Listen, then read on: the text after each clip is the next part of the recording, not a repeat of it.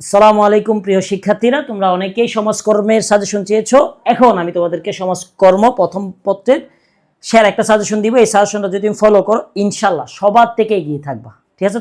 তোমাদের কাজ হলো পিডিএফটা কালেক্ট করে নেওয়া, ভিডিওটা শেয়ার দিয়ে, একেবারে সম্পূর্ণ ফ্রিতে ভিডিওটা শেয়ার করবা। হোয়াটসঅ্যাপে নক করলে আমরা কি পিডিএফটা দিয়ে দিব।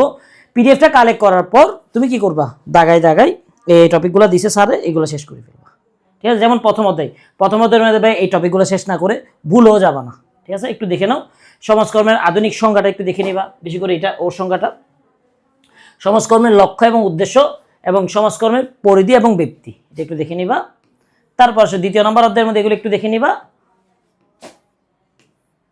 তৃতীয় নম্বর অধ্যায়ের মধ্যে এই তো এগুলো একটু দেখে নিবা। ঠিক আছে? এর মধ্যে 4 নাম্বারটা অনেক ইম্পর্টেন্ট। চতুর্থ অধ্যায়ের মধ্যে দেখে নিবা এগুলা। ঠিক আছে? তারপর পঞ্চম অধ্যায়ের মধ্যে আমার কাছে সবচেয়ে বেশি ইম্পর্টেন্ট লাগছে, সেটা হলো প্রথমটা এবং লাস্টেরটা, এটা একটু দেখে নিবা। সমাজকর্ম পদ্ধতি অর্থাৎ ষষ্ঠ অধ্যায়ের মধ্যে এগুলো দেখে নিবা। প্রথমটা অনেক ইম্পর্টেন্ট। তো তোমরা পিডিএফটা কিন্তু কালেক্ট করে নিবা। ঠিক আছে? আর নবম এবং দশম অধ্যায়ের মধ্যে এগুলো দেখবা। ঠিক আছে? তো যাই হোক, যে অধ্যায়গুলো দিছি শুধু সেগুলো দেখবে এবং সেগুলোর মধ্যে যে গুরুত্বপূর্ণ টপিকগুলো আছে সেগুলো আমি দাগাই দিছি। তোমার কাজ হলো ভিডিওটা শেয়ার করে পিডিএফটা কালেক্ট করবা, যাই প্রতিটা টপিক শেষ করে যাবা। আমি যেগুলো দিছি এগুলো শেষ না করে ভুলও যাবা না ভাইয়া, এগুলো মোস্ট ইম্পর্টেন্ট টপিক।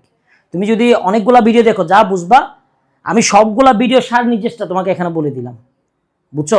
সবগুলা ভিডিওতে দেখবা যে এই টপিকগুলা দিবে, অন্যান্য টপিক দিতে পারে, বাট আমি এখানে মোস্ট কমনগুলো নিয়ে আলোচনা করতেছি। ঠিক আছে? আসসালামু আলাইকুম।